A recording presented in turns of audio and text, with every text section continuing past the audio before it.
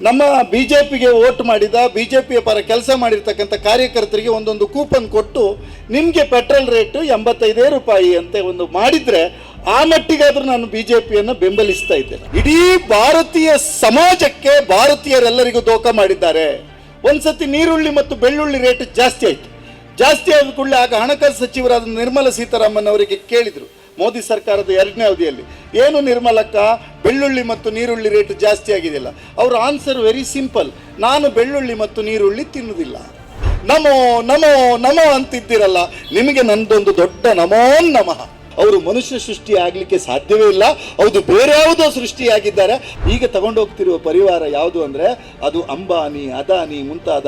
ನಿತೀಶ್ ಕುಮಾರ್ ಕಿವಿಗೆ ಹೇಳಿದ್ದಾರೆ, ಇದು ನೀನು ಗೆದ್ದದ್ದಲ್ಲ, ಬಿಜೆಪಿ ಗೆದ್ದದ್ದಲ್ಲ, ಚುನಾವಣಾ ಆಯೋಗ ನಮ್ಮನ್ನು ಗೆಲ್ಲಿಸಿದ್ದು ಅನ್ನೋ ದೆವ್ವಗಳೆಲ್ಲ ಹೋಗಿದ್ವು. ಇವೆಲ್ಲ ಹೋಗಿ ಹೇಳುದು, ನಾವು ಮಂಜೇಶ್ವರವನ್ನು ಮಂಗಳೂರು ಮಾಡುವುದಂತ ಉದ್ದೇಶ ಇರುವುದರಿಂದ ನಮ್ಮನ್ನು ಗೆಲ್ಲಿಸಿ ಅಂತ ಅವನು ಹೇಳಿದ್ದಾನೆ. ಅಲ್ಲಿಯ ಬಿಜೆಪಿ ಅಭ್ಯರ್ಥಿ ಇವರು ಬಂದು ಒಂದೊಂದು ಭಾಷಣ ಮಾಡಿದಾಗೂ ನನಗೆ 1,000 ಓಟ್ ಕಡಿಮೆ ಆಯ್ತಂತ. ಇವರು ಹೋಗಿ ಒಟ್ಟು 30 ದಿವಸ ಭಾಷಣ ಮಾಡಿದ್ದಾರೆ.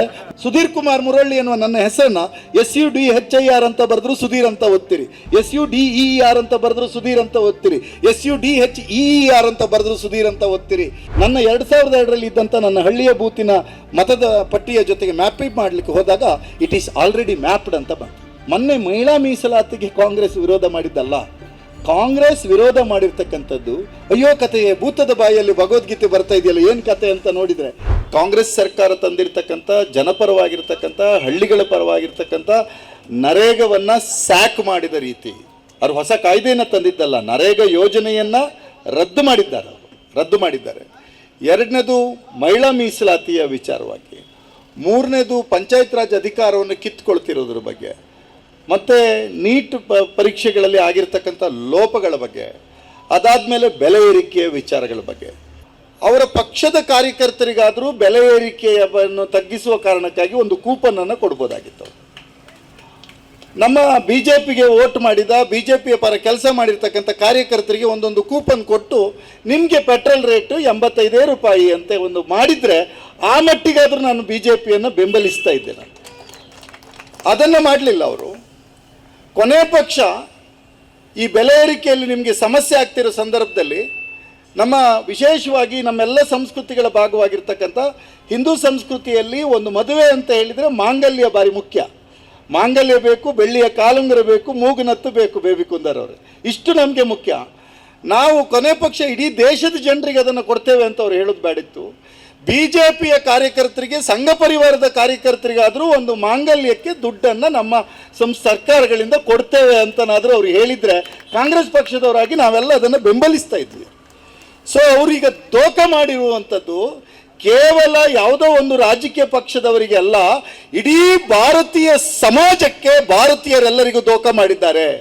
5 ವರ್ಷಗಳ ಹಿಂದೆ ಪಶ್ಚಿಮ ಬಂಗಾಳದ ಚುನಾವಣೆಗೆ ಹೋದಾಗ ಹೇಳಿದರು, ಅದೇನು ಅಂತಂದರೆ ಕಾಂಗ್ರೆಸ್ನವರು ಬಂದರೆ ನಿಮ್ಮ ಮಾಂಗಲ್ಯವನ್ನು ಕಿತ್ತುಕೊಳ್ತಾರೆ ಅಂತ ಭಾಷಣ ಮಾಡಿದರು ನಮ್ಮ ಪ್ರಧಾನಮಂತ್ರಿಗಳು. ನಾವು ಮಾಂಗಲ್ಯವನ್ನು ಕಿತ್ತುಕೊಳ್ಳಲಿಲ್ಲ, ಮಾಂಗಲ್ಯವನ್ನು ಕಿತ್ತುಕೊಳ್ಳುವ ಸಂಸ್ಕೃತಿ ನಮ್ಮದಲ್ಲ. ಆದರೆ ಈಗ ಮಾಂಗಲ್ಯವನ್ನೇ ಕಟ್ಟಲಿಕ್ಕೆ ಸಾಧ್ಯವಾಗದ ರೀತಿಯಲ್ಲಿ ಬಂಗಾರದ ಬೆಲೆಯನ್ನು ಏರಿಸಿರ್ತಕ್ಕಂಥ ಅಪಕೀರ್ತಿ ಇದ್ದರೆ ಅದು ಬಿಜೆಪಿಯ ಆಡಳಿತಕ್ಕೆ. ಒಂದ್ಸತಿ ನೀರುಳ್ಳಿ ಮತ್ತು ಬೆಳ್ಳುಳ್ಳಿ ರೇಟ್ ಜಾಸ್ತಿ ಆಯಿತು. ಜಾಸ್ತಿ ಆದ ಕೂಡಲೇ ಆಗ ಹಣಕಾಸು ಸಚಿವರಾದ ನಿರ್ಮಲಾ ಸೀತಾರಾಮನ್ ಅವರಿಗೆ ಕೇಳಿದರು ಮೋದಿ ಸರ್ಕಾರದ 2ನೇ ಅವಧಿಯಲ್ಲಿ, ಏನು ನಿರ್ಮಲಕ್ಕ ಬೆಳ್ಳುಳ್ಳಿ ಮತ್ತು ನೀರುಳ್ಳಿ ರೇಟ್ ಜಾಸ್ತಿ ಆಗಿದೆಯಲ್ಲ? ಅವರ ಆನ್ಸರ್ ವೆರಿ ಸಿಂಪಲ್, ನಾನು ಬೆಳ್ಳುಳ್ಳಿ ಮತ್ತು ನೀರುಳ್ಳಿ ತಿನ್ನುವುದಿಲ್ಲ. ಬರೀ ಸರಳವಾದ ಉತ್ತರ. ನಾವು ಆವಾಗ ಹೇಳಿದ್ವಿ, ನಿರ್ಮಲಕ್ಕ ನೀವು ಬೆಳ್ಳುಳ್ಳಿ ನೀರುಳ್ಳಿ ತಿಂದೇ ಇರ್ಬೋದು, ಪರಕಾಲ ಪ್ರಭಾಕರ್ ಅವರಿಗೆ ಬೆಳ್ಳುಳ್ಳಿ ನೀರುಳ್ಳಿ ತಿನ್ನುವವರ ಕಷ್ಟ ಗೊತ್ತುಂಟು, ಮತ್ತು ನಾವೆಲ್ಲರೂ ಬೆಳ್ಳುಳ್ಳಿ ನೀರುಳ್ಳಿಯನ್ನು ತಿನ್ನುವ ಜನ ಈ ದೇಶದಲ್ಲಿ ಹೆಚ್ಚಿದ್ದಾರೆ. ಇದ್ರ ಬಗ್ಗೆ ಏನಾದರೂ ಮಾತಾಡಿ ಅಂತ ಹೇಳಿದರೆ ನಾನು ಮಾತಾಡೋದಿಲ್ಲ. ಅವ್ರು ಹೇಳ್ತಿದ್ದಾರೆ, ಪರಕಾಲ ಪ್ರಭಾಕರ್ ಅಂತಂದರೆ ಅವರು ನಿರ್ಮಲಾ ಸೀತಾರಾಮನ್ ಅವರ ಪತಿಯಾಗಿದ್ದುಕೊಂಡು ಈ ದೇಶದ ಸ್ವಂತ ಗಂಡನಾಗಿದ್ದುಕೊಂಡು ಈಗಲೂ ಸಹ ಈ ದೇಶದ ಆರ್ಥಿಕ ಪರಿಸ್ಥಿತಿಗಳ ಬಗ್ಗೆ ವಿಶ್ಲೇಷಣೆ ಮಾಡ್ತಿರ್ತಕ್ಕಂಥ ಒಬ್ಬ ಆರ್ಥಿಕ ತಜ್ಞರು ಡಾಕ್ಟರ್ ಪರಕಾಲ ಪ್ರಭಾಕರ್ ಅವರು ಹೇಳ್ತಾ ಇದ್ದಾರೆ, ಮೋದಿ ಅವರು ಆಡಳಿತಕ್ಕೆ ಬಂದು 2 ವರ್ಷ ಕೇಳಿದ್ರು, ಈ ಸರ್ಕಾರಕ್ಕೆ ದಿಕ್ಕು ದೆಸೆ ಗೊತ್ತು ಗುರಿ ಇಲ್ಲದ ಆಡಳಿತವನ್ನು ಮಾಡುವುದರಲ್ಲಿ ನಿಸ್ಸೀಮರಾಗಿರುವ ಸರ್ಕಾರ ಅಂತ ಹೇಳಿದರು. ಅದು ಈಗ ರುಜುವಾತಾಗ್ತಾ ಬಂದಿದೆ. ಅವರ ಪಕ್ಷದ ಪರವಾಗಿ ಕೆಲಸ ಮಾಡ್ತಕ್ಕಂಥ ಜನ ಇದ್ದಾರಲ್ಲ, ನಾನು ಅವರಿಗೆ ಈ ಸಭೆಯಿಂದನೇ ಇಲ್ಲಿಂದ ಒಂದು ಸಾಕ್ಷಾತ್ ನಮಸ್ಕಾರಗಳನ್ನು ಸಲ್ಲಿಸ್ತೇನೆ. ಯಾಕೆಂದರೆ ಇಷ್ಟು ಇಷ್ಟು ದ್ರೋಹವನ್ನು ಮಾಡಿ ಆದ ಮೇಲೂ ಸಹಿತ ನಮೋ ನಮೋ ನಮೋ ಅಂತಿದ್ದೀರಲ್ಲ, ನಿಮಗೆ ನಂದೊಂದು ದೊಡ್ಡ ನಮೋ ನಮಃ.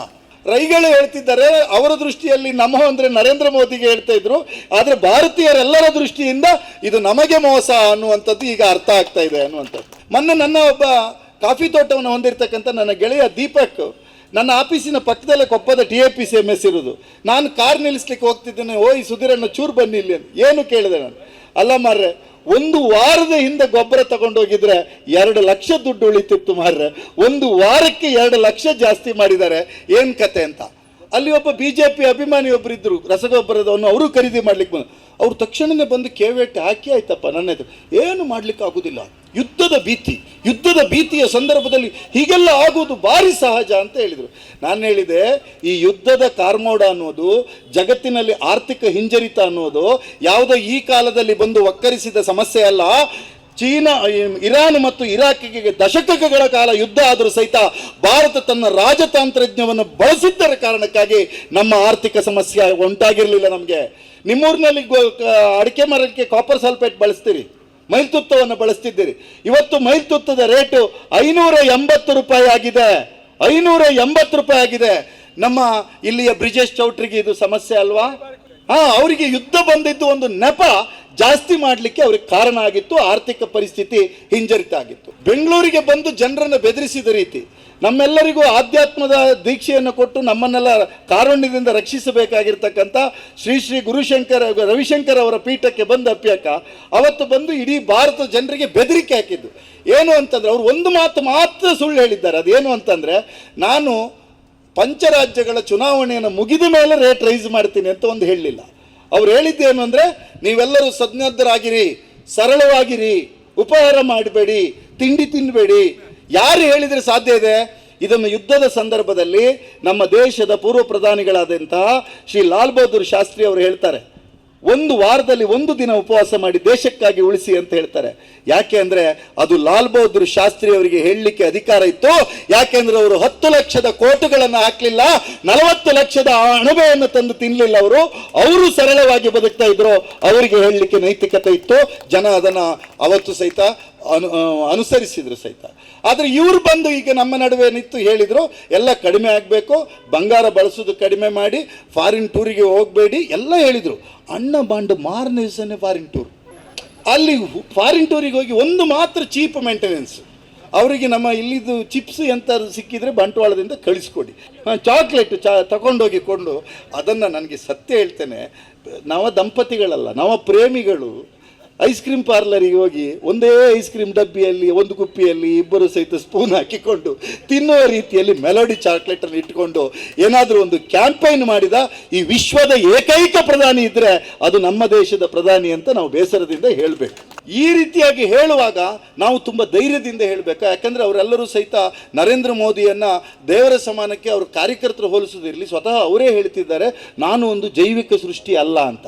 ನಮಗೂ ಈಗ ಅನಿಸಿದೆ, ನೀವು ಮನುಷ್ಯ ಸೃಷ್ಟಿ ಆಗಲಿಕ್ಕೆ ಸಾಧ್ಯವೇ ಇಲ್ಲ.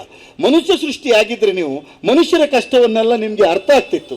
ನಿಮಗೆ ಮನುಷ್ಯರ ಕಷ್ಟ ಅರ್ಥ ಆಗದಿರೋದ್ರಿಂದ ನರೇಂದ್ರ ಮೋದಿ ಅವರು ಹೇಳಿದಂತೆ ಅವರು ಮನುಷ್ಯ ಸೃಷ್ಟಿ ಆಗಲಿಕ್ಕೆ ಸಾಧ್ಯವೇ ಇಲ್ಲ, ಹೌದು ಬೇರೆ ಯಾವುದೋ ಸೃಷ್ಟಿಯಾಗಿದ್ದಾರೆ.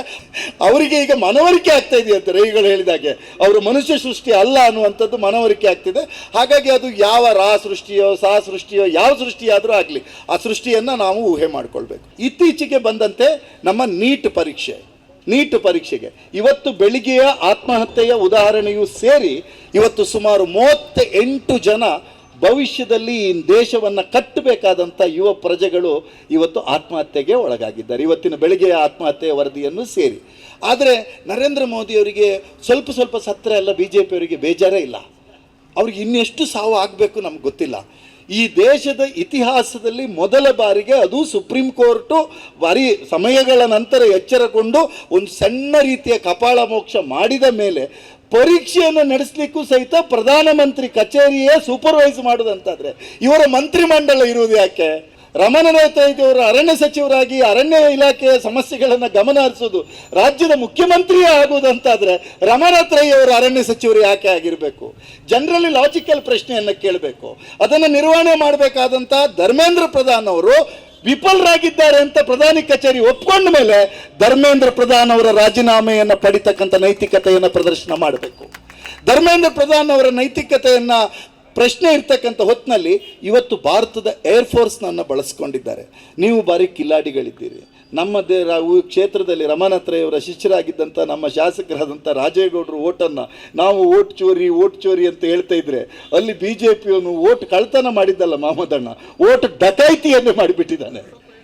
ಆ ರೀತಿ ಡಕಾಯಿತಿ ಮಾಡ್ತಿರ್ತಕ್ಕಂಥ ಹೊತ್ತಿನ ಶಿಷ್ಯರೆಲ್ಲ ಇವರಿಗೆ ಇರುವಾಗ ಒಂದು ವೇಳೆ ಇವತ್ತು ಏರ್ಫೋರ್ಸಿನ ನಿಗಾವಣೆಯಲ್ಲಿ ತೆಗೆದುಕೊಂಡು ಹೋದ ಪ್ರಶ್ನೆ ಪತ್ರಿಕೆಯೂ ಏನಾದರೂ ಲೀಕ್ ಆದರೆ ನಮ್ಮ ದೇಶದ ಏರ್ಫೋರ್ಸಿನ ಬಗ್ಗೆ ಅಪಮಾನ ಆಗುವಂತೆ ಮಾಡಿದ ಏನಾದರೂ ಅಪಕೀರ್ತಿ VB ಗ್ರಾಮ್ಜಿ ಆಗ್ತದೆ.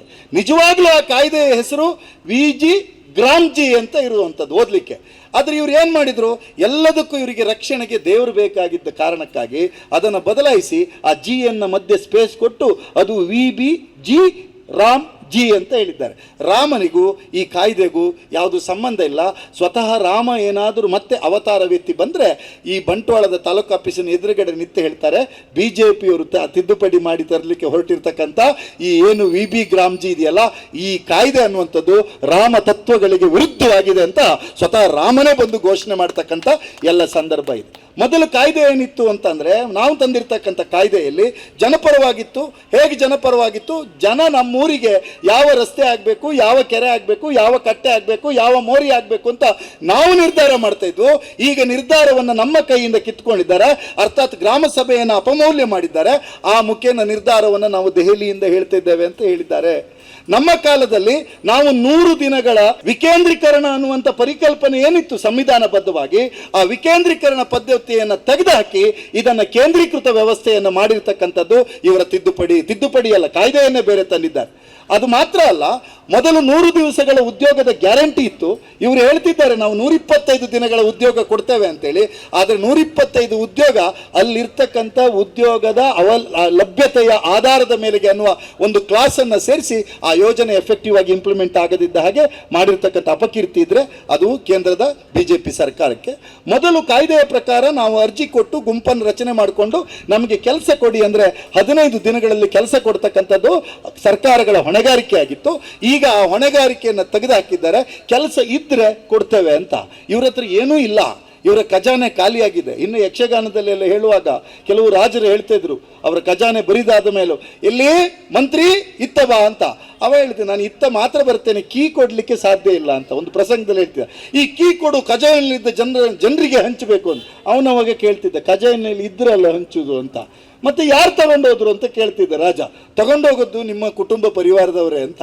ಈಗ ತಗೊಂಡೋಗ್ತಿರುವ ಪರಿವಾರ ಯಾವುದು ಅಂದರೆ ಅದು ಅಂಬಾನಿ, ಅದಾನಿ ಮುಂತಾದ ಶ್ರೀಮಂತ ಪರಿವಾರಗಳು ಇದನ್ನು ತೆಗೆದುಕೊಂಡು ಹೋಗ್ತಿದ್ದಾವೆ ಅನ್ನೋದನ್ನು ನಮ್ಮ ಯುವಕರಿಗೆ ಹಿಂದಿಗಿಂತ ಹೆಚ್ಚಾಗಿ ಮನದಟ್ಟನ್ನು ಮಾಡಬೇಕು. ಶ್ರೀ ರಾಜೀವ್ ಗಾಂಧಿಯವರು 73ನೇ ತಿದ್ದುಪಡಿಯನ್ನು ತರಬೇಕು ಅನ್ನುವ ಪ್ರಯತ್ನವನ್ನು ಮಾಡಿದಾಗ ಅದನ್ನು ಪ್ರಬಲವಾಗಿ ವಿರೋಧಿಸಿದವರಿದ್ದರೆ BJPಯವರು, ವಿಶೇಷವಾಗಿ LK ಅಡ್ವಾಣಿಯವರ ನೇತೃತ್ವದಲ್ಲಿ ಅದು ರಾಜ್ಯಸಭೆಯಲ್ಲಿ ಬಿದ್ದು ಹೋಗುವಂತೆ ಮಾಡಿದ್ರು ಅನ್ನುವಂಥದ್ದನ್ನು ನಾವು ಅರ್ಥ ಮಾಡ್ಕೋಬೇಕು. ಆದರೆ ಅದನ್ನು ಮತ್ತೆ PV ನರಸಿಂಹರಾವ್ ಮತ್ತು ಮನಮೋಹನ್ ಸಿಂಗ್ ಅವರ ಅವಧಿಯಲ್ಲಿ ಅದನ್ನು ಮತ್ತೆ ಜಾರಿಗೆ ತಂದಿರತಕ್ಕಂಥ 73ನೇ ತಿದ್ದುಪಡಿಯನ್ನು ತಂದು VP ಸಿಂಗ್ ಸರ್ಕಾರ ನಡುವೆ ಬಂದಾಗಲೂ ಸಹಿತ ಇದನ್ನು ಇಂಪ್ಲಿಮೆಂಟ್ ಮಾಡಲಿಕ್ಕೆ ಆಗಲಿಲ್ಲ. ಹಾಗಾದ್ರಿಂದ ಯಾವಾಗ ಭಾರತದಲ್ಲಿ ಸಂವಿಧಾನಕ್ಕೆ ಸೂಕ್ತ ತಿದ್ದುಪಡಿಗಳನ್ನು ತಂದೆವೋ ಆ ಎಲ್ಲ ತಿದ್ದುಪಡಿಗಳು ಗಾಂಧಿ ಮತ್ತು ಅಂಬೇಡ್ಕರ್ ತತ್ವವನ್ನು ವಿಜೃಂಭಿಸುವ ರೀತಿಯಲ್ಲಿ ನಾವು ಕೆಲಸವನ್ನು ಮಾಡಿದ್ದೇವೆ ಅನ್ನುವಂಥ ತೃಪ್ತಿ ಕಾಂಗ್ರೆಸ್ ಪಾಲಿಗೆ ಇದೆ. ಇವತ್ತು ಸುಪ್ರೀಂ ಕೋರ್ಟ್ ತೀರ್ಪು ಕೊಟ್ಟಿದೆ. ನಾನು ಒಬ್ಬ ನ್ಯಾಯವಾದಿಯಾಗಿ ಆ ತೀರ್ಪನ್ನು ಗೌರವಿಸ್ತೇನೆ. ಕಾಂಗ್ರೆಸ್ಸು ಯಾವ ಸಂದರ್ಭದಲ್ಲೂ ಸಹಿತ SIR ವಿರೋಧ ಮಾಡಬೇಕು ಅಂತ ಎಲ್ಲ ಕಡೆಗಳ ಒತ್ತಡ ಬಂದಾಗಲೂ ಸಹಿತ ಕಾಂಗ್ರೆಸ್ SIRಗೆ ವಿರೋಧ ಮಾಡಲಿಲ್ಲ. ಆದರೆ ಕಾಂಗ್ರೆಸ್ ಹೇಳಿದ್ದೇನೆಂದರೆ SIR ಮೋಡಸ್ ಆಪರೆಂಡಿಯ ಬಗ್ಗೆ ನಮಗೆ ತಕರಾರಿದೆ, ನೀವು ಮಾಡ್ತಕ್ಕಂಥ ರೀತಿಯ ಬಗ್ಗೆ ತಕರಾರಿದೆ. ಬಿಹಾರದಲ್ಲಿ ಚುನಾವಣೆ ಬರುವಾಗ ಈ ಆದೇಶವನ್ನು ಏನು ಕೊಟ್ಟರು, ಬಿಹಾರದಲ್ಲಿ ಪ್ರಥಮತಃ 65 ಲಕ್ಷವನ್ನ ಮತದಾನವನ್ನು ಡಿಲೀಟ್ ಮಾಡಿದರು. ತದನಂತರ ಕೆಲವೇ ದಿನಗಳ ಅವಕಾಶವನ್ನು ಕೊಟ್ಟ ನಂತರ ಅಲ್ಲಿ ನ್ಯಾಯಾಧಿಕರಣಕ್ಕೆ ಹೋಗಿ ಅವರ ಹೆಸರುಗಳನ್ನು ಸೇರಿಸ್ಕೊಂಡು ಬರ್ತಾರೆ. ಕೊನೆಗೆ ಎಲ್ಲವನ್ನು ಮಾಡಿ ಕೊನೆಗೆ ಇವರು ವಿದೇಶಿಗರನ್ನು ಹುಡುಕಿದ್ದು, ಅಕ್ರಮ ವಲಸಿಗಾರರನ್ನು ಹುಡುಕಿದ್ದು ಎಷ್ಟು ಜನರು ಅಂದರೆ 6 ಜನರನ್ನು. 6 ಜನರಲ್ಲಿ 3 ಜನ ಸತ್ತೋಗಿದ್ದಾರೆ, 3 ಜನ ಬದುಕಿದ್ದಾರೆ. ಅಲ್ಲ ಮಾರಾಯ, ಈ ದೇಶದಲ್ಲಿ ಎಲ್ಲರಿಗೂ ನಾವು ರಕ್ಷಣೆ ಕೊಟ್ಟು ಆಶ್ರಯ ಕೊಟ್ಟು ಇರಬೇಕಾದ ಸಂದರ್ಭದಲ್ಲಿ 3 ಜನನ ಅರೆಸ್ಟ್ ಮಾಡಿ ತಗೊಂಡೋಗಿ ಬಾಂಗ್ಲಾ ಗಡಿಗೆ ಬಿಟ್ಟು ಬಿಡಲಿಕ್ಕೆ ನೀವು ಕೋಟ್ಯಾಂತರ ರೂಪಾಯಿಯನ್ನು ಖರ್ಚು ಮಾಡ್ತೀರಿ ಅಂದರೆ ನಿಮ್ಮ ಉದ್ದೇಶ ಸ್ಪಷ್ಟವಾಗಿದೆ. ಅದೇನು ಅಂದರೆ ಬಿಹಾರದ ಚುನಾವಣೆಯನ್ನು ನೀವು ಉಳಿಸ್ಕೊಳ್ಬೇಕಾಗಿತ್ತು. ಆ ಉಳಿಸ್ಕೊಳ್ಳುವ ಕಾರಣಕ್ಕಾಗಿಯೇ, ಗೆಲ್ಲುವ ಕಾರಣಕ್ಕಾಗಿಯೇ SIR ತಂದ್ರಿ. SIR ತಂದು ಗೆದ್ದಿದ್ರಿಂದನೇ ಆ ನಿತೀಶ್ ಕುಮಾರ್ನ ಡೆಲ್ಲಿಗೆ ಬರೋಕ್ಕೆ ನೀನು ನಾಳೆ ಬೆಳಗ್ಗೆ ಹೋಗಿ ರಾಜೀನಾಮೆ ಕೊಡು ಅಂದರೆ ಹೋಗಿ ರಾಜೀನಾಮೆ ಕೊಟ್ಟು ವಾಪಸ್ ಬಂದ. ಯಾಕಂದರೆ ನಿತೀಶ್ ಕುಮಾರ್ ಕಿವಿಗೆ ಹೇಳಿದ್ದಾರೆ, ಇದು ನೀನು ಗೆದ್ದದ್ದಲ್ಲ, BJP ಗೆದ್ದದ್ದಲ್ಲ, ಚುನಾವಣಾ ಆಯೋಗ ನಮ್ಮನ್ನು ಗೆಲ್ಲಿಸಿದ್ದು ಅನ್ನುವಂಥದ್ದನ್ನು ಹೇಳ್ತಾರೆ. ಹಾಗೆ ಹೇಳಿದಾಗ ನೀವು ಹಾಗಾದರೆ ಕೇರಳದ ವಿಚಾರದಲ್ಲಿ ಯಾಕೆ ಹೇಳ್ತೀರಿ ಅಂತಂದರೆ, ಕೇರಳದಲ್ಲಿ ನಾವು ಗಮನ ಇಟ್ಟಬೇಕಾದ ಸಂಗತಿ ಏನು ಅಂತಂದರೆ, ಪ್ರತಿ ಬೂತ್ನಲ್ಲಿ BJPಗೆ ಕಾರ್ಯಕರ್ತರಿಲ್ಲ. ಕೇರಳದಲ್ಲಿ ಆಡಳಿತದಲ್ಲಿದ್ದಂಥ ಸರ್ಕಾರ ಕಮ್ಯುನಿಸ್ಟ್ ಸರ್ಕಾರ, ಪ್ರಬಲ ವಿರೋಧ ಪಕ್ಷವಾಗಿರ್ತದ್ದು ಕಾಂಗ್ರೆಸ್ ಸರ್ಕಾರ. ಈ ಎರಡೂ ರಾಜಕೀಯ ಪಕ್ಷಗಳು ಸಹಿತ SIR ಮ್ಯಾಪಿಂಗನ್ನು ಕಣ್ಣಿಟ್ಟು ಕಾದಿದ್ದರಿಂದ BJP ಅವರಿಗೆ ಅಲ್ಲಿಗೆ ಆಟ ಆಡಲಿಕ್ಕೆ ಆಗಲಿಲ್ಲ. ಇಲ್ಲಾಂದ್ರೆ ಆ ಮಂಜೇಶ್ವರದಲ್ಲಿ ಒಬ್ಬ ತಲಾರಟೆ ಮಾಡಲಿಕ್ಕೆ ಬಂದಿದ್ದೆ, ನಾನು ಹೋಗಿದ್ದೆ ಸಭೆಗೆ, ರಮಣತ್ರಯವರು ನೀವು ಇದ್ರಿ ಅಲ್ಲಿ. ಆಗ ನಿಮ್ಮ ಇಲ್ಲಿಯ ಎಲ್ಲ ದೆವ್ವಗಳೆಲ್ಲ ಹೋಗಿದ್ದು, ಇವೆಲ್ಲ ಹೋಗಿ ಹೇಳುದು, ನಾವು ಮಂಜೇಶ್ವರವನ್ನು ಮಂಗಳೂರು ಮಾಡುವುದಂತ ಉದ್ದೇಶ ಇರುವುದರಿಂದ ನಮ್ಮನ್ನು ಗೆಲ್ಲಿಸಿ ಅಂತ. ನಾನು ಅದಕ್ಕೆ ಹೇಳಿದೆ, ಆ ರೀತಿಯ ಉದ್ದೇಶ ಏನಾದರೂ ನಿಮಗೆ ಅವರಿಗೆ ಇದ್ದರೆ ದಯವಿಟ್ಟು ಮಂಜೇಶ್ವರದ ಹಾಗೇ ಇರಲಿ, ಮಂಗಳೂರಿನ ಹಾಗೆ ಮಾಡಿ ವರ್ಷದಲ್ಲಿ 10 ದಿವಸ ಸ್ಟ್ರೈಕ್ ಮಾಡಿಸೋದು, ಅಲ್ಲಿರ್ತಕ್ಕಂಥ ಅಭಿವೃದ್ಧಿ ಕೆಲಸಕ್ಕೆ ಗಲಾಟೆ ಮಾಡಿಸೋದು, ರಸ್ತೆ ತಡೆ ಮಾಡಿಸೋದು, ಊರಿಗೆ ಬೆಂಕಿ ಹಾಕಿಸೋದನ್ನೆಲ್ಲ ಮಾಡಿಸ್ತಾರೆ.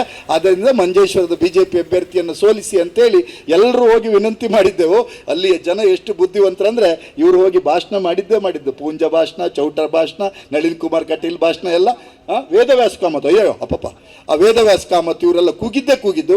ಇವರು ಕೂಗಿದ ಹಾಗೂ ಸಹಿತ ಅವನು ಹೇಳಿದ್ದಾನೆ ಅಲ್ಲಿಯ BJP ಅಭ್ಯರ್ಥಿ, ಇವರು ಬಂದು ಒಂದೊಂದು ಭಾಷಣ ಮಾಡಿದಾಗೂ ನನಗೆ 1,000 ಓಟು ಕಡಿಮೆ ಆಯ್ತಂತ. ಇವರು ಹೋಗಿ ಒಟ್ಟು 30 ದಿವಸ ಭಾಷಣ ಮಾಡಿದ್ದಾರೆ, 30,000 ಅಂತ ಹಿಂದಕ್ಕೆ ಬಿದ್ದಿದೆ. ಹಾಗಾದ್ರಿಂದ ಕೇರಳದಲ್ಲಿ ಅದನ್ನು ಕನ್ಸ್ಟ್ರಕ್ಟಿವ್ ಆಗಿ, ನಾನು ಕಮ್ಯುನಿಸ್ಟ್ ಪಾರ್ಟಿ ನಮ್ಮ ಪಕ್ಷ ಅಲ್ಲ ಅನ್ನೋ ಕಾರಣಕ್ಕಾಗಿ ಅವರು ಮಾಡಿದ ಒಳ್ಳೆ ಕೆಲಸವನ್ನು ನಾನು ಹೇಳಬಾರ್ದು ಅಂತಿಲ್ಲ. ಆ ಎರಡೂ ಪಕ್ಷಗಳು ಜತನದಿಂದ ಮತದಾರರ ಹಕ್ಕನ್ನು ಕಾದಿದ್ದರಿಂದ ಅಲ್ಲಿ BJPಗೆ ಸಕ್ಸಸ್ ಆಗಲಿಕ್ಕೆ ಆಗಲಿಲ್ಲ ಅನ್ನುವಂಥದ್ದನ್ನು ಯೋಚನೆ ಮಾಡ್ತಾ, ಹಾಗಾದರೆ ನಾವೇನು ಮಾಡಬೇಕು? ನಾನು ಇಲ್ಲೇ ದಾಖಲೆ ತಂದಿದ್ದೇನೆ, ಯಾರು ಪತ್ರಕರ್ತರಿದ್ದರೆ ತೋರಿಸ್ತೇನೆ. ಈಗ ಮ್ಯಾಪಿಂಗನ್ನು ಮಾಡಿದ್ದಾರೆ.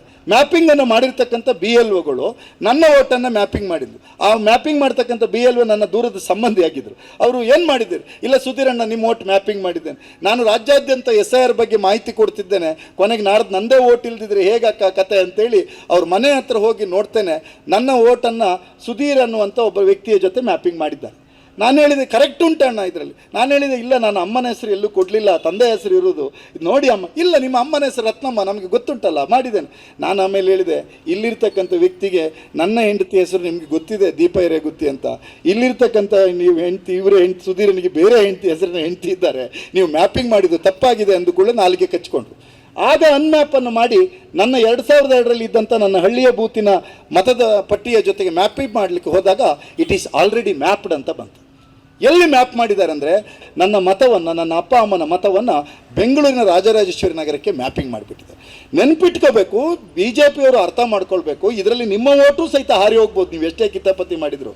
ನೆನ್ಪಿಡಬೇಕಾದ ಸಂಗತಿ ಏನಂದರೆ, ಅದು ಮ್ಯಾಪಿಂಗ್ ಆಗ್ತಕ್ಕಂಥದ್ದು ಹೆಸರಿನ ಜೊತೆಗೆ ಅಲ್ಲ, ಅಬ್ಬಾಸ್ ಆಲಿ ಎನ್ನುವ ಹೆಸರಿನ ಜೊತೆ ಅಲ್ಲ, ಚಂದ್ರಪ್ರಕಾಶ್ ಶೆಟ್ಟಿ ಎನ್ನುವ ಹೆಸರಿನ ಜೊತೆ ಅಲ್ಲ, ಚಂದ್ರಪ್ರಕಾಶ್ ಶೆಟ್ಟಿ ಎನ್ನುವ ಹೆಸರಿನ ಜೊತೆಗೆ ಯಾವುದೇ ಪಾರ್ಟ್ ನಂಬರು, ಸೀರಿಯಲ್ ನಂಬರ್ ಕೊಟ್ಟರೂ ಸಹಿತ ಅದು ಮ್ಯಾಪ್ ಆಗ್ತದೆ. ಇದು ಅವರು ಮಾಡಿರ್ತಕ್ಕಂಥ ಭಾರಿ ಗಂಭೀರವಾದ ಲೋಪ. ಹಾಗಾಗಿ ನಮ್ಮ ಹಿಂದೂ ಸಂಸ್ಕೃತಿಯಲ್ಲಿ ಹೇಗಿದೆ, ತುಂಬ ಜನ ಹೆಣ್ಮಕ್ಕಳಿಗೆ ಮದುವೆಯಾಗಿ ಬಂದ ಮೇಲೆ ಗಂಡನ ಮನೆಯಲ್ಲಿ ಬೇರೆ ಹೆಸರನ್ನು ಇಡ್ತಕ್ಕಂಥ ಪದ್ಧತಿ ಇವತ್ತೂ ಸಹಿತ ರೂಢಿಯಲ್ಲಿದೆ. ಅಲ್ಲಿ ಶುಭ ಅಂತಿದ್ರೆ ಇಲ್ಲಿ ರಶ್ಮಿ ಆಗ್ತಾಳೆ, ಇಲ್ಲಿ ಬಂದವಳು. ಅಲ್ಲಿ ಲಕ್ಷ್ಮಿ ಅಂತಿದ್ರೆ ಇಲ್ಲಿ ಸರಸ್ವತಿ ಆಗ್ತಾಳೆ ಗಂಡನ ಮನೆಯಲ್ಲಿ. ಈ ವ್ಯವಸ್ಥೆಗಳು ಇರುವ ಹೊತ್ತಿನಲ್ಲಿ ಇವರು ಅರ್ಥ ಮಾಡ್ಕೊಳ್ಬೇಕು ನಮ್ಮ ಸಮಸ್ಯೆಯನ್ನು, ನಮ್ಮ ಸಂಸ್ಕೃತಿಯನ್ನು, ನಮ್ಮ ನೆಲವನ್ನು ಅರ್ಥ ಮಾಡ್ಕೊಳ್ಬೇಕು. ಕೇವಲ ಒಂದು ಮೊಹಮ್ಮದ್ ಎನ್ನುವ ಹೆಸರನ್ನು 16 ರೀತಿಯಲ್ಲಿ ಬರೆಯಬಹುದು. ಸುಧೀರ್ ಕುಮಾರ್ ಮುರಳ್ಳಿ ಎನ್ನುವ ನನ್ನ ಹೆಸರನ್ನು SUDHIR ಅಂತ ಬರೆದ್ರು ಸುಧೀರ್ ಅಂತ ಓದ್ತೀರಿ, SUDER ಅಂತ ಬರೆದ್ರು ಸುಧೀರ್ ಅಂತ ಓದ್ತೀರಿ, SUDHER ಅಂತ ಬರೆದ್ರು ಸುಧೀರ್ ಅಂತ ಓದ್ತೀರಿ. ಇಷ್ಟು ರೀತಿಯಲ್ಲಿ ಇರುವ ಈ ಸಂದರ್ಭದಲ್ಲಿ ನಿಮ್ಮ SIR ಅಂತಕ್ಕಂಥದ್ದು ತಾಂತ್ರಿಕವಾಗಿ ಸ್ಪಷ್ಟತೆ ಇಲ್ಲ ಅನ್ನುವಂಥದ್ದು ನಾಡ್ದು ಚುನಾವಣಾ ಆಯೋಗಕ್ಕೆ ಹೋಗಿ ನನ್ನ ವೈಯಕ್ತಿಕವಾದಂಥ ವಿಚಾರದಲ್ಲಿ ಆಗಿರುವ ಸಮಸ್ಯೆ ಏನು ಅನ್ನೋದನ್ನು ಎಲ್ಲ ರೆಕಾರ್ಡಿಂಗ್ ಮಾಡ್ಕೊಂಡಿದ್ದೇನೆ, ನಾನು ಮಾತಾಡಿದ್ದನ್ನೆಲ್ಲ ಅದನ್ನೆಲ್ಲ ಇಟ್ಟು ಚುನಾವಣಾ ಆಯೋಗಕ್ಕೆ ಕಂಪ್ಲೇಂಟನ್ನು ಕೊಡ್ತೇನೆ. ಇದನ್ನು ಜೊತೆಗೆ ಇವತ್ತು ಮಹಿಳೆಯರ ಮೀಸಲಾತಿಯನ್ನು ತಂದರು. ಇವತ್ತು ಇಷ್ಟೊಂದು ಜನ ಮಹಿಳೆಯರು ಬಂದಿದ್ದೀರಿ. ಆ BJPಯ ಮಹಿಳೆಯರಿಗೆ ಅದು ವಾಪಸ್ ಹೇಗಾಗ್ತದೆ ಅಂತ ಗೊತ್ತಿಲ್ಲ. ಮೊನ್ನೆ ಮಹಿಳಾ ಮೀಸಲಾತಿಗೆ ಕಾಂಗ್ರೆಸ್ ವಿರೋಧ ಮಾಡಿದ್ದಲ್ಲ, ಕಾಂಗ್ರೆಸ್ ವಿರೋಧ ಮಾಡಿರ್ತಕ್ಕಂಥದ್ದು ಡಿಲಿಮಿಟೇಷನ್ನಿನ ಪ್ರಕ್ರಿಯೆಯ ಒಳಗೆ ಮಹಿಳಾ ಮೀಸಲಾತಿಯನ್ನು ಸೇರಿಸಿರತಕ್ಕಂಥದ್ದು ಕಾನೂನುಬದ್ಧವಲ್ಲ, ನಿಯಮಬದ್ಧವಲ್ಲ ಅನ್ನುವ ಕಾರಣಕ್ಕಾಗಿ ಕಾಂಗ್ರೆಸ್ ವಿರೋಧ ಮಾಡಿದ್ದು. ಈ ದೇಶದಲ್ಲಿ ಮೊದಲ ಮಹಿಳಾ ರಾಷ್ಟ್ರಪತಿಯನ್ನು ಮಾಡಿದ ಕೀರ್ತಿ ಇದ್ದರೆ ಅದು ಕಾಂಗ್ರೆಸ್ಸಿಗೆ. ಈ ದೇಶದಲ್ಲಿ ಮೊದಲ ಮಹಿಳಾ ಮುಖ್ಯಮಂತ್ರಿಗಳನ್ನ ಮಾಡಿರ್ತಕ್ಕಂಥ ಕೀರ್ತಿ ಇದ್ದರೆ ಅದು ಕಾಂಗ್ರೆಸ್ಸಿಗೆ. ಅಂಗನವಾಡಿಗೆ ಗಂಡಸರಿಗೆ ಕೆಲಸ ಕೊಡಬಾರ್ದು, ಅಲ್ಲಿ ಹೆಣ್ಮಕ್ಕಳೇ ಕೆಲಸ ಮಾಡಬೇಕು ಅಂತ ಕಾಯ್ದೆಯನ್ನು ತಂದು ಹೆಣ್ಮಕ್ಳಿಗೆ ಮಹಿಳಾ ಮತ್ತು ಮಕ್ಕಳ ಕಲ್ಯಾಣ ಇಲಾಖೆಯನ್ನೇ ವಿಶ್ವದ ಎಲ್ಲೂ ಇಲ್ಲದ ರೀತಿಯ ಒಂದು ಇಲಾಖೆಯನ್ನು ಸ್ಥಾಪಿಸಿರ್ತಕ್ಕಂಥ ಕೀರ್ತಿ ಇದ್ರೆ ಅದು ಕಾಂಗ್ರೆಸ್ಸಿಗೆ. ಈಗಲೂ ಸಹಿತ ಮಹಿಳೆಯರಿಗೆ 33% ಮೀಸಲಾತಿಯನ್ನು ಕೊಡಬೇಕು ಅನ್ನೋದಕ್ಕೆ ಕಾಂಗ್ರೆಸ್ ಪ್ರಬಲವಾಗಿ ಜೊತೆಗೆ ನಿಂತಿದೆ. ಪಂಚಾಯತ್ ರಾಜ್ ತಿದ್ದುಪಡಿಯನ್ನು ತಂದು ನಮ್ಮ ಕಮಲಕ್ಕ, ಬಿಜೆಪಿಯ ಕಮಲಕ್ಕ ಗ್ರಾಮ ಪಂಚಾಯತಿ ಅಧ್ಯಕ್ಷರಾಗಿದ್ದರೆ ಅದಕ್ಕೆ ಕಾಂಗ್ರೆಸ್ ಕಾರಣ. ಬಿಜೆಪಿಯ ಸುಶೀಲಕ್ಕ ಗ್ರಾಮ ಪಂಚಾಯತಿ ಅಧ್ಯಕ್ಷರಾಗಿದ್ದರೆ ಕಾಂಗ್ರೆಸ್ ಕಾರಣ. ಕರೆಕ್ಟ್ ಅಲ್ಲ? ಅದೇ ರೀತಿ ಇಲ್ಲಿ ಯಾರೋ ಹೇಳ್ತಿದ್ದಾರೆ, ಏನು ಸ್ತ್ರೀ ಶಕ್ತಿ ಸ್ವಸಹಾಯ ಸಂಘಗಳ ಯೋಜನೆಯನ್ನು ತಂದು ಮಹಿಳೆಯರೆಲ್ಲ ಬ್ಯಾಂಕ್ ಪಾಸ್ಬುಕ್ ಬಗಲಲ್ಲಿಟ್ಟು ವಾರಕ್ಕೊಂದ್ಸತಿ ಮೀಟಿಂಗ್ ಮಾಡಲಿಕ್ಕೆ ಅವಕಾಶ ಮಾಡಿಕೊಟ್ಟಿದ್ರೆ ಅದಕ್ಕೆ ಕಾಂಗ್ರೆಸ್ ಕಾರಣ. ಹಾಗಾಗಿ ಮಹಿಳಾ ಸಬಲೀಕರಣದ ವಿಚಾರದಲ್ಲಿ ಕಾಂಗ್ರೆಸ್ ತುಂಬ ಸ್ಪಷ್ಟವಾಗಿದೆ. ಇವರಿಗೆ ಆ ಸ್ಪಷ್ಟತೆ ಇಲ್ಲ. ಯಾಕಾದ್ರೆ ಅವ್ರು ಯಾವ್ದಾದ್ರು ಪರೀಕ್ಷೆಗೆ ಒಳಪಟ್ಟರೆ ಆ ಮಹಿಳಾ ಕಲ್ಯಾಣ ಮಂತ್ರಿಯನ್ನು ಕರ್ಕೊಂಡು ಬಂದು ಮಂಪರು ಪರೀಕ್ಷೆ ಮಾಡಿದರೆ ಅವ ಸ್ಪಷ್ಟವಾಗಿ ಹೇಳ್ತಾನೆ, ನಮಗೆ RSSನವರು ಹೇಳಿದ್ದಾರೆ ಯಾವುದೇ ಕಾರಣಕ್ಕೂ ಮಹಿಳಾ ಮೀಸಲಾತಿಯನ್ನು ಜಾರಿಗೆ ತರಬೇಡಿ, ಈ ಮಹಿಳೆಯರಿಗೆ ಅಧಿಕಾರ ಚೆನ್ನಾಗಿ ಕೊಟ್ಟರೆ ಈ RSSನ ಕಿತಾಪತಿಯನ್ನು ಅವರು ಪ್ರಶ್ನೆ ಮಾಡ್ತಾರೆ ಅನ್ನುವ ಕಾರಣಕ್ಕಾಗಿ ಅವರು ಮಂಪರು ಪರೀಕ್ಷೆ ಮಾಡಿದರೆ ಹೊರಗೆ ಬರ್ತದೆ. RSSನಲ್ಲಿ ಮಹಿಳೆಯರಿಗೆ ಸ್ಥಾನಮಾನವನ್ನೇ ಕೊಡದೇ ಇರತಕ್ಕಂಥ ಪರಿಸ್ಥಿತಿಯಲ್ಲಿ ನಮ್ಮ ಪಾರ್ಲಿಮೆಂಟಲ್ಲಿ ಇವರು ಮಹಿಳಾ ಮೀಸಲಾತಿಯನ್ನು ಕೊಡುವಂಥದ್ದು ಪರಿಸ್ಥಿತಿ ಇದೆಯಾ?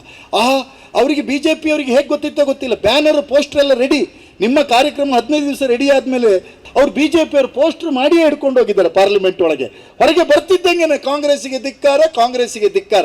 ನಾನು ಈಗಲೂ ಹೇಳ್ತೇನೆ, ನಿಮಗೆ ಅಧಿಕಾರ ಇದೆ, ಬಹುಮತ ಇದೆ, ನಿಮಗೆ ತಾಕತ್ತು ಯೋಗ್ಯತೆ ಅಂತ ಇದ್ದು ನಿಮ್ಮ ತಾಯಂದಿರಿಗೆ, ಅಕ್ಕಂದರಿಗೆ, ತಂಗಿಯರಿಗೆ ಗೌರವ ಕೊಡಬೇಕು ಅಂತ ಭಾವನೆ ಇದ್ದರೆ ಮಹಿಳಾ ಮೀಸಲಾತಿ ಮಸೂದೆಯನ್ನು ಜಾರಿಗೆ ತನ್ನಿ ಅನ್ನುವಂಥದ್ದನ್ನು ಕಾಂಗ್ರೆಸ್ ಆಗ್ರಹವನ್ನು ಪಡ್ತದೆ. ಬಿಸಿಲಲ್ಲಿ ನಾವು ಕೂತಿದ್ದೇವೆ, ಮೋದಿಯವರಾದರೆ ಬಂದು ಇಲ್ಲಿ ಹೇಳ್ತಾ ಇದ್ರು, ಏನು ಬಿಸಿಲು ಜಾಸ್ತಿ ಆಗ್ತಿದೆ, ನೀರಿಗೆ ಕೊರತೆ ಆಗ್ತಿದೆ, ಆದ್ದರಿಂದ ನೀವು ನೀರು ಕುಡಿಯುವುದನ್ನು ಕಡಿಮೆ ಮಾಡಿ ಅಂತ. ಆದರೆ ಕಾಂಗ್ರೆಸ್ನವರು ನಾವು ಹೇಳ್ತಿದ್ದೇವೆ, ನೀವು ನೀರನ್ನು ಚೆನ್ನಾಗಿ ಕುಡಿಬೇಕು.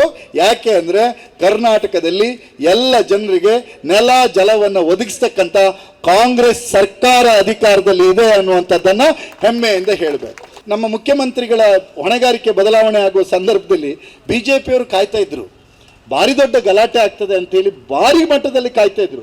ಹಾಗಾಗಿ ಇದ್ದಕ್ಕಿದ್ದಂಗೆ ಸಿದ್ದರಾಮಯ್ಯ ಅಂತ ಖಾನ್ ಅಂತ ಕರೆದವರೆಲ್ಲ ಸಿದ್ದರಾಮಯ್ಯನನ್ನು ಹೊಗಳಿಕೆ ಸ್ಟಾರ್ಟ್ ಮಾಡಿದರು. ಅಯ್ಯೋ ಕಥೆಯೇ, ಭೂತದ ಬಾಯಿಯಲ್ಲಿ ಭಗವದ್ಗೀತೆ ಬರ್ತಾ ಇದೆಯಲ್ಲ, ಏನು ಕತೆ ಅಂತ ನೋಡಿದರೆ, ಯಾವಾಗ ಸಿದ್ದರಾಮಯ್ಯನವರು ಸ್ವತಂತ್ರ ಭಾರತದ ಇತಿಹಾಸದಲ್ಲಿ ಒಬ್ಬ ಅಧಿಕಾರ ಹಸ್ತಾಂತರವನ್ನು ಮಾಡ್ತಕ್ಕಂಥ ಸಂದರ್ಭದಲ್ಲಿ ಎಷ್ಟು ಎತ್ತರದ ಗೌರವಯುತವಾದ ನಡವಳಿಕೆಯನ್ನು ತೋರಿಸಬೇಕೋ ಅಷ್ಟು ಎತ್ತರದ ಗೌರವಯುತವಾದ ನಡವಳಿಕೆಯನ್ನು ತೋರಿಸಿದ್ರು ಅಂತ ಆದಮೇಲೆ ಈಗ ಸಿದ್ದರಾಮಯ್ಯನ ಮೇಲೆ ಸಿಟ್ಟು ಬರಲಿಕ್ಕೆ ಸ್ಟಾರ್ಟ್ ಆಗಿದೆ.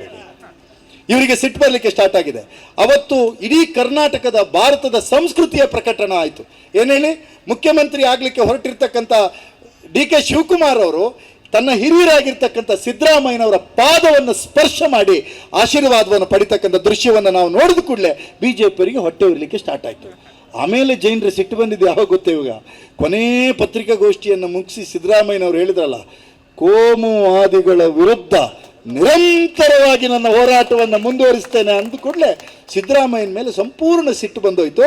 ಆದರೆ ಕಾಂಗ್ರೆಸ್ಸಿನ ಕಾರ್ಯಕರ್ತರಿಗೆ ಸಿದ್ದರಾಮಯ್ಯ ಮತ್ತು DK ಶಿವಕುಮಾರ್ ಅವರನ್ನು ತಮ್ಮ ಬದುಕಿನ ಎತ್ತರದ ಸ್ಥಾನದಲ್ಲಿ ಇಟ್ಟು ನೋಡುವಂಥ ಪರಿಸ್ಥಿತಿ ಬಂದಿದೆ. 15ನೇ ಹಣಕಾಸಿನ ಅನುದಾನಗಳು ನಮ್ಮ ಗ್ರಾಮ ಪಂಚಾಯಿತಿಗಳಿಗೆ ಬರಲಿಲ್ಲ. ಯಾಕೆ ಅಂತಂದರೆ ಕೊಡಲಿಕ್ಕೆ ಅವ್ರ ಹತ್ರ ದುಡ್ಡಿಲ್ಲ.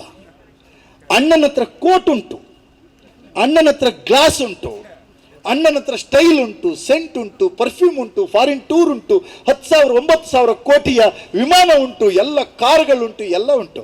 ಆದರೆ ಹಳ್ಳಿಯ ಜನರ ಬದುಕು ಪ್ರಫುಲ್ಲಗೊಳ್ಳಬೇಕಾದ್ರೆ 15ನೇ ಹಣಕಾಸಿನ ಆಲ್ರೆಡಿ ಅಡ್ವಾನ್ಸ್ ವರ್ಕ್ಗಳಾಗಿದೆ. ಗುತ್ತಿಗೆದಾರರು ಬೀದಿ ಮೇಲೆ ಬೀಳ್ತಕ್ಕಂಥ ಪರಿಸ್ಥಿತಿಗೆ ಇವತ್ತು ಬಂದು ಮುಟ್ಟಿದೆ. ಆ ರೀತಿಯಾಗಿ ಬಂದು ಯಾರಾದರೂ ಒಬ್ಬ ಗುತ್ತಿಗೆದಾರ ವಿಷಪ್ರಾಶನ ಮಾಡ್ತಕ್ಕಂಥ ಸಂದರ್ಭ ಬಂದರೆ ಅದಕ್ಕೆ ಕೇಂದ್ರದ ಗ್ರಾಮೀಣಾಭಿವೃದ್ಧಿ ಇಲಾಖೆ ಮತ್ತು ನರೇಂದ್ರ ಮೋದಿಯವರು ಕಾರಣ ಅಂತೇಳಿ ನಾವು ಸ್ಪಷ್ಟವಾಗಿ ಹೇಳಬೇಕಾಗ್ತದೆ. ಶೃಂಗೇರಿ ವಿಧಾನಸಭೆ ಕ್ಷೇತ್ರದ ರಾಜೇಗೌಡರು 201 ಮತಗಳ ಅಂತರದಿಂದ ವಿಧಾನಸಭೆಯನ್ನು 2023ರಲ್ಲಿ ಗೆದ್ದಿದ್ರು. ಎಷ್ಟು ಮತಗಳ ಅಂತರದಿಂದ? 201. ಅಲ್ಲಿ ರಿಜೆಕ್ಟೆಡ್ ಆಗಿರ್ತಕ್ಕಂಥ ಅಂಚೆ ಮತಗಳು 279. ರಿಜೆಕ್ಟೆಡ್ ಯಾವ ಕಾರಣಕ್ಕಾಗಿ? ಡಿಕ್ಲರೇಷನ್ ಸಮರ್ಪಕವಾಗಿಲ್ಲ, ಅಥವಾ ಗೆಜೆಟೆಡ್ ಆಫೀಸರ್ ಸೈನ್ ಇಲ್ಲ, ಅಥವಾ ಸೀರಿಯಲ್ ನಂಬರ್ ನಮೂದು ಸರಿಯಾಗಿಲ್ಲ ಅನ್ನುವ ಕಾರಣಕ್ಕಾಗಿ ರಿಜೆಕ್ಟ್ ಆಗಿತ್ತು. ಇವರು ಅವತ್ತು 5 ಗಂಟೆಗೆ ಬಂದು ಅರ್ಜಿ ಕೊಡ್ತಾರೆ. ನಿಮಗೆಲ್ಲ ಗೊತ್ತಿದೆ, ಪೋಸ್ಟಲ್ ಬ್ಯಾಲೆಟ್ಗಳು ಮೊದಲ ರೌಂಡ್ನಲ್ಲೇ ಮುಗಿದು ಹೋಗುತ್ತೆ. 5 ಗಂಟೆಗೆ ಅರ್ಜಿ ಕೊಡ್ತಾರೆ, ಯಾವಾಗ ಕಡಿಮೆ ಮಾರ್ಜಿನಲ್ಲಿ ಸೋತಿದ್ದು ಅಂತ ಗೊತ್ತಾದ ಕೂಡಲೇ. ಏನು ಅಂತಂದರೆ 279 ಓಟ್ಗಳು, ಅದು ಇನ್ನೂ ಕವರ್ನಲ್ಲೇ ಇತ್ತು, ರಿಜೆಕ್ಟ್ ಆಗಿತ್ತು. 279 ಓಟ್ಗಳು ಅದು ನನಗೇ ಬರ್ತಿತ್ತು, ಅದನ್ನು ರಿಜೆಕ್ಟ್ ಮಾಡಿದ್ದಾರೆ, ಪುನರ್ ಪರಿಶೀಲನೆ ಮಾಡಿ ಅಂತ. ಅದಕ್ಕೆ ಸರಿಯಾದ ಹಿಂಬರಗಳನ್ನು ಕೊಡ್ತಾರೆ. ನಾವು ಅಲ್ಲಿದ್ದವರು ಯಾರೂ ವಿರೋಧವನ್ನು ಮಾಡಲಿಲ್ಲ. ಆದರೆ ಇವರು ಹೈಕೋರ್ಟಿಗೆ ಅರ್ಜಿ ಹಾಕ್ತಾರೆ. ಹೈಕೋರ್ಟಿಗೆ ಅರ್ಜಿ ಹಾಕಿ ಅಲ್ಲಿ ಪ್ರಕರಣ ಎಲ್ಲ ನಡೆಯುವಾಗ ಇವರು ಹೇಳಿದ್ದು 279 ಓಟ್ ಮಾತ್ರ, 279 ಓಟ್ ಮಾತ್ರ. ಮೊನ್ನೆ ರೀಕೌಂಟಿಗೆ ಆದೇಶ ಆದ ಕೂಡಲೇ ನಾವೆಲ್ಲ ಹೇಳಿದ್ವಿ, ಇನ್ನು ಅಪೀಲ್ ಹೋಗೋದೇನಿದೆ, ಯಾಕೆ ಅಪೀಲ್ ಹೋಗಬೇಕು, ಇರೋದು ಸತ್ಯ ಇದೆ, ಹೊರಗೆ ಬರುತ್ತೆ. 279 ಓಟ್ಗಳನ್ನು ಪರಿಶೀಲನೆಗೆ ತಗೊಂಡಾಗ ಕೇವಲ 8 ಮತಗಳು ಮಾತ್ರ ಕನ್ಸಿಡರ್ ಮಾಡ್ಬೋದು ಅಂತ ಬರ್ತದೆ, ಉಳಿದದ್ದು ಮತ್ತೆ ರಿಜೆಕ್ಟ್ ಆಗ್ತದೆ. ಆ 8 ಓಟ್ಗಳನ್ನು ಪರಿಶೀಲನೆ ಮಾಡಿದಾಗ ಅದರಲ್ಲೂ ಸಹಿತ ಕಾಂಗ್ರೆಸ್ ಅಭ್ಯರ್ಥಿಗೆ 1 ಓಟ್ ಜಾಸ್ತಿ ಬರುತ್ತೆ, 2 ಓಟ್ BJPಗೆ ಹೋಗುತ್ತೆ, ಮತ್ತು 3 ಓಟ್ಗಳು ಡಬಲ್ ಟಿಕ್ಕಿಂಗು ಮತ್ತು ಬೇರೆ ಬೇರೆ ಕಾರಣಕ್ಕೆ ರಿಜೆಕ್ಟ್ ಆಗ್ತದೆ. ಅದಾದ ಮೇಲೆ ಇವನು ಅಲ್ಲಿ BJPಯವನು ಕೂತ್ಕೊಂಡು ಕೇಳ್ತಾ ಇದ್ದಾನೆ, ಅವನ ಪಕ್ಕದಲ್ಲಿ ಅವನು ಕಳ್ಳತನ ಮಾಡಲಿಕ್ಕೆ ಸಹಾಯ ಮಾಡಿದವನೊಬ್ಬನ ಜೊತೆ, ಎಲ್ಲಿ ಉಂಟು ನಮ್ಮದು, ಎಲ್ಲಿ ಉಂಟು ಅಂತ. ಅವ ಹೇಳ್ತಿದ್ದಾನೆ, ಇದು ವ್ಯಾಲಿಡ್ ಆದ ಬಂಡ್ಲಲ್ಲಿ ನಮಗಿದು ಅರ್ಥ ಆಗೋದಿಲ್ಲ. ನಾನು ಪಕ್ಕದವನ ಹತ್ರ ಹೇಳಿದೆ, ಅಲ್ಲ ಮಾರೆ, ಇನ್ನೂ ಕೂತಿರೋದು ನೋಡಿದ್ರೆ ನಮ್ಮದು ವ್ಯಾಲಿಡ್ ಆದ ಓಟನ್ನೇ ಏನಾದರೂ ಇನ್ವ್ಯಾಲಿಡ್ ಮಾಡಿರ್ಬೋದಾ ಇವರು ಅಂತ. ಮತ್ತೆ ನೋಡುವಾಗ ಅದೇ ಸತ್ಯ ಆಯಿತು. ಮೊದಲ ಬಂಡಲನ್ನು ತೆಗೆದಾಗ 50 ಓಟುಗಳು, 25 ಬಂಡಲ್ಗಳ 50 ಓಟುಗಳನ್ನು ಡಬಲ್ ಟಿಕ್ಕಿಂಗ್ ಮಾಡಿದರು. Theory is very simple. ಒಂದು 500 ರೂಪಾಯಿ ನೋಟ್ ಇದ್ದರೆ ಅದನ್ನು ಇನ್ವ್ಯಾಲಿಡ್ ಆಗಿ ಗೆರೆ ಹಾಕಿದ ನೋಟನ್ನು ನಿಮಗೆ ಕೊಟ್ಟರೆ ಮತ್ತೆ ವ್ಯಾಲಿಡ್ ಮಾಡಲಿಕ್ಕೆ ಆಗೋದಿಲ್ಲ. ಆದರೆ ವ್ಯಾಲಿಡ್ ನೋಟನ್ನು ಕೊಟ್ಟು ಇದನ್ನು ಇನ್ವ್ಯಾಲಿಡ್ ಮಾಡಿ ಅಂದರೆ ಭಾರಿ ಸುಲಭ. ಇನ್ವ್ಯಾಲಿಡನ್ನು ಮಾಡಲಿಕ್ಕೆ ನಮಗೆ ಬಂದಿರತಕ್ಕಂಥ ಓಟ್ನಲ್ಲಿ 257 ಓಟನ್ನು ಡಬಲ್ ಟಿಕ್ಕಿಂಗ್ ಮಾಡಿದ್ದಾರೆ, ಬಂಡ್ಲಲ್ಲಿ ಡಬಲ್ ಟಿಕ್ಕಿಂಗ್ ಮಾಡಿದ್ದಾರೆ. ಮೋಸ್ಟ್ಲಿ ಭಾರತದ ಚುನಾವಣಾ ಇತಿಹಾಸದಲ್ಲಿಯೇ ಮೊದಲ ಬಾರಿಗೆ ಇಂತಹ ಒಬ್ಬ ಕುಕೃತ್ಯವನ್ನು ಮಾಡಿದರೆ ಅದು BJPಯ ಆ ಸೋತಿರ್ತಕ್ಕಂಥ ಮಾಜಿ ಶಾಸಕರಿಗೆ ಸಲ್ತಕ್ಕಂಥದ್ದಾಗ್ತದೆ. ಸತ್ಯ ನಮ್ಮ ಪರವಾಗಿತ್ತು. ನಾವು ಪ್ರತಿಯೊಂದನ್ನು ಸಹಿತ ಕಾನೂನುಬದ್ಧವಾಗಿ, ನಾವಲ್ಲಿ ಗಲಾಟೆಯನ್ನು ಮಾಡಲಿಲ್ಲ, ಬ್ಯಾಲೆಟನ್ನು ಹರಿಲಿಲ್ಲ, ಏನೂ ಮಾಡಲಿಲ್ಲ. ಕಾನೂನುಬದ್ಧವಾಗಿ ಪ್ರೊಸೀಡಿಂಗ್ಸ್ ಬುಕ್ಕಲ್ಲಿ ಏನೇನನ್ನು ಬರಿಬೋದು, ಏನೇನನ್ನು ಮಾಡ್ಬೋದು, ಎಲ್ಲವನ್ನು ಮಾಡಿ ಬಂದೆವು. ಇವತ್ತು ನಿಮ್ಮೆಲ್ಲರ ಆಶೀರ್ವಾದ ಮತ್ತು ಕಾಂಗ್ರೆಸ್ ಪಕ್ಷದ ಶಾಸಕರಾದಂಥ ರಾಜೇಗೌಡರು ಮಾಡಿರಬಹುದಾದಂಥ ಸತ್ಕಾರ್ಯಗಳ ಕಾರಣಕ್ಕೆ ಶ್ರೀ ದೇವರ ಆಶೀರ್ವಾದ ಅಂತ ತಿಳ್ಕೊಂಡಿದ್ದೇನೆ. ಸುಪ್ರೀಂ ಕೋರ್ಟ್ನಲ್ಲಿ ಅವರಿಗೆ ಅನುಕೂಲ ಆಗ್ತಕ್ಕಂಥ ಆದೇಶ ಬಂದು ಮತ್ತೆ ಅವರು ಶಾಸಕರಾಗಿ ಮುಂದುವರಿತಕ್ಕಂಥ ಅವಕಾಶ ಇದೆ. ಇಲ್ಲಿ ಪ್ರಶ್ನೆ ಏನು ಅಂದರೆ, BJP ಮೇಲೆ ನಾನು ಕಂಪ್ಲೇಂಟನ್ನು ಕೊಟ್ಟಿದ್ದೇನೆ. ಅವನು ಬೆಳಿಗ್ಗೆ ಮುಂಚೆ ಹೋಗಿ ಹೈಕೋರ್ಟಿಗೆ ಹೋಗಿ ಸ್ಟೇ ತಂದಿದ್ದಾರೆ. ನಾನೀಗ ಅವರಿಗೆ ನಾಡ್ದು ಪಂಥಾಹವನ್ನು ಕೊಡ್ತೇವೆ. ದೈವಸ್ಥಳಕ್ಕೆ ಹೋಗಿ ಕೇಳಿದ್ವಿ, ನಾವು ಪ್ರಮಾಣ ಮಾಡಲಿಕ್ಕೆ ಹೇಳಿದ್ವಿ, ನೀವು ಬಂದು ಪ್ರಮಾಣ ಮಾಡಲಿಲ್ಲ.